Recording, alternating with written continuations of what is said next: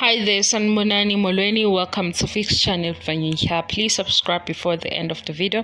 If returning, thank you for love and support. I appreciate you.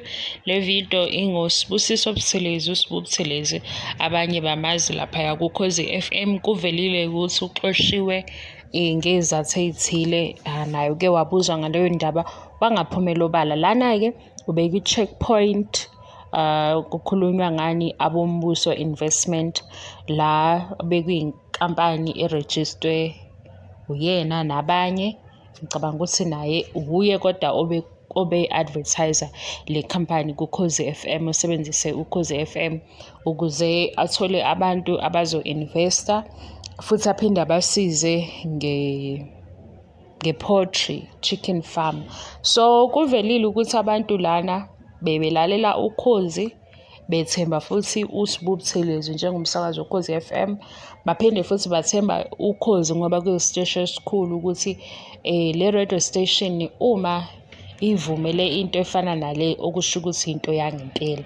Okwenzakalile-ke abantu balahlekelwe yimali kuvelile-ke bebekhuluma besho ukuthi bezwa ngabanye abanye bezwa kuKhozi omunye wacela omaziyo ukuthi amkhombise iproof yokuthi uyayithola yini imali wamkhombisa kusho ukuthi ngaleso sikhathi wayesayithola imali noma wayithola kodwa mase kwenzeka sebephakathi uthi omunye bahamba bayiswa kwifamu yey'nkomo. Uma sebebuya kuleyo famu yayiney'nkomo akusakhulunywa ngezinkomo manje sekukhulunywa ngey'nkukhu. Wasebuza kwi-WhatsApp group ukuthi usekhona yini obonile kufika izinkukhu. Shuthi-ke bekuyizinkukhu zamaqanda ney'nkukhu zenyama. Maye bebuza kwi-WhatsApp group shuthi uSbu Buthelezi wayibona le message yalo buzayo wamfonela ukukhuluma naye. Uyabo kusho ukuthi khona into ebikhombisa ukuthi kunobugebengu phakathi ngoba yini eyenza bahlale bengaba-update abantu ukuthi senza nje. Uma abantu sebekhuluma bodwa sebethola ama-calls ukuthi hhayi sisabhizi. Ukhona ubhuti oshilo ukuthi u-investe nonkosikazi wakhe imali engango-200,000 and imali abayitholile ayihlangani ngisho uhalf. Ama-options ababenikezwa wona bekuthiwa uzothenga udayise uyidayisele noma uzofaka imali bona beqhubeke nebhizinisi mase bekunikeza u-15%. Nayi-ke into engithanda ukuyibuza nengiyibonile kubantu beyisho mayelana ne-advert ukuthi njengoba Ukhozi siyazi ukuthi i-radio station enkulu inabantu abaningi kusukela kudala nje baningi abathembe Ukhozi. So nisho ukuthi i-radio station ayinandaba nokuthi abantu bengalimala ngeproduct elethwe umuntu onemali kwi-platform yabo ngoba phela lana kusebenze Ukhozi ukuheha abantu abaningi ukuthi bengene kulokhu esikubuka kufana ne-scam ngoba bayasho abantu ukuthi besikade sikhipha iy'mali zethu zomhlala phansi sayifaka laphayana sithembile futhi nanokuthi lo okhulumayo indoda kaThixo, man of God. Naleyo-ke ngifuna ukuthi siyikhulume ngolunye usuku le eyokuthemba umuntu ngoba ezipresente ngokuthi uwumprofethi, uwumfundisi, inyanga or isangoma. Bengithanda ukuthi siyikhulume ngelinye ilanga. Lana-ke umbuzo wami uthi shuthi Ukhozi or u-SABC or ama-radio stations bona banendaba nokuthatha imali bengabi nandaba nokuthi lento elethwa la kwindawo yethu yenze njani kubantu, ibalimaza kanjani abantu, iyiqiniso kangakanani because umuntu ozothi kukhokheliwe for i-ad or kukhokheliwe for i-advert and imali yaba yinhle kuKhozi ngoba phela bebengeke bekhulume ngale Abombuso kungakhokhiwe, siyakwazi lokho. Kwase kwenziwa izivumelwano-ke lezi ivumelwano ezenziwayo okusho ukuthi masikhona le advert yabombuso alisangeni Ukhozi. Abombuso abadayise into engekho kulimale nabantu abalandeli bokhozi ngoba phela umuntu ozokwazi ngalaba Abombuso investment umuntu olalela Ukhozi nomunye uzoxoxela omunye ukuthi kuKhozi FM kunento efana nale esizwa ngoSbu Buthelezi owumsakazi wakuKhozi FM. So sithi-ke ibizwa ngani lento, imithetho yakhona yoku-advertiser, le yama-terms and conditions or ipolicy yakhona ithi nje as long as besibekile isamba sokuthi thina siyamthenga u-5 minutes noma u-2 minutes noma-ke ngaphezu, sikunike le mali othi uyayifuna. Noma ngabe sifika no-poison, awunandaba. Sisho njalo yini?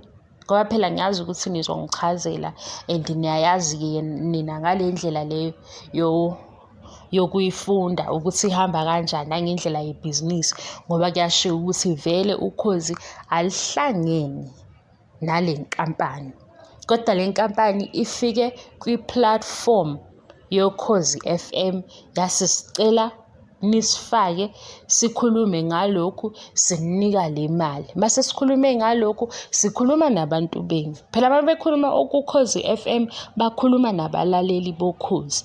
So sithini-ke la, ivumelekile into efana nale kumele ukuthi iqhubeke? Angizwisisi kahle, ngicela ukubuza abazalwane. Ngicela ukubuza kuyena wonke ozolalela le video ukuthi nithini kahle kahle. Nisho ukuthi uKhozi luthi nje, ake ngikhulume ngendlela mina engiyibuka ngayo. uKhozi luthi wona woza no-poison as long as usinikezile 1 million masifuna 1 million. Khuluma-ke ngo-poison wakho, kulimala abantu, because ukuscam umuntu imali engango-200,000 uyambulala lowo muntu. What if bekuyimali yakhe yokugcina and nalokhu abekwenza nawe bekuyilona themba lakhe lokugcina ukuthi ikhona into ezokwenzeka ayishintshe impilo, athathe le mali ayifake kuwe seyicwilile? Manje ngithini? kuKhozi FM kuvumelekile ukuthi ngingeza namanga as long as bethathe eyabo imali? Ukukhohlakala lokhu, ukukhohlakala ndawo zonke, ukukhohlakala kwikhampani ehambayo iye kwi-platform enkulu ihamba namanga, ukukhohlakala futhi kwi-radio station enkulu izothatha imali ngento abangayi-check-anga kwabona. Ngoba phela abantu bakhonjiswa kanjani izinkomo kuzogcina kuvela iy'nkukhu, nazo futhi lezo y'nkukhu sekunenkinga. Siyazi ukuthi ibhizinisi-ke ley'nkukhu liyahlupha, vele lizovalwa uma kungahambanga kahle, kodwa ngoba abantu sebeyifakile imali eningi, why bengasotholi-ke ngisho u-half? Yini futhi le yenza ukuthi bengasa-communicate besho into ecacile kubantu ukuthi njengoba sebenesimo esifana nalesi senze nje? Ngoba ukufika kwi-checkpoint ukukhombisa ukuthi kunenkinga, lapho kusuke seku-investigate ukuthi kwenzakalani. Hhayi, siphoxekile kwindaba kaSbu Buthelezi nokuthi abe umuntu othi ngingakhuluma ngoNkulunkulu for hours, aphinde abe futhi umuntu ongazibandakanya nento ebulala abantu, because kuyafana nokubulala abantu. Ayikho enye indlela esizoyisho ngayo. Ukuthathela umuntu imali esebenze kanzima, omunye ungazi ukuthi kwawona lo msebenzi abekuwona ubumphethe kanjani, usethatha umhlalaphansi ufake imali ngapha akasayitholi. Kumile abanye bebakha izindlu, abanye belungisa, abanye benama-plans amaningi, abasayitholi leyo mali. Uphinde futhi ukuze uthathe i-microphone ukhulume uthi ngiyindoda kaNkulunkulu, uNkulunkulu uyaphilisa, kodwa lokho kwenzayo ukubulala, ukufakela abantu i-stress, ukuhlaphaza amakhaya nokuhliphisa. Ngoba phela manje owakhayo engasaqhubeki nendlu yakhe ade akha, kade ethembile ukuthi le bhizinisi oza nalo lizomsiza ukuthi ayiqede indlu afake nezinto ey'thile. Nomunye ade ecabangile ukuthi uma efaka imali kuleli bhizinisi uyokwazi nokuthi afundise iy'ngane, akasizukwazi ukwenza lokho. Uyafana nomuntu obulalayo, kodwa futhi uphinde uhambe uyoshumayela ukuthi uNkulunkulu uyaphila. Asiyibuke naleyo nto leyo. Iyadina futhi ukuthi kube khona abazosebenzisa iBhayibheli nokukholwa kakhulu ukuganga ngabantu. because ibukeka kanjalo. Ngibonile nje nangendlela bebembuza ngayo imibuzo ekhombisa ukuthi akazisoli shem. Hhayi, ngabe siyamsukela. Hhayi ukuthi futhi sikhuluma ukuhlaphaza igama lakhe. Sibonile i-interview ebuzwa lapha imibuzo ukuthi indlela akhulunywa ngayo uphakeme akabona ukuthi ulimaze abantu abaningi, into nje uzibone engenacala. Asazi-ke kodwa ukuthi kuzogcina kanjani kwisimo esinjengalesi, ngoba yimbi lento esiyibonile. Khona-ke kuqhutshekwa kuya phambili isifiso ukuthi iy'mali zabantu zikhokhwe.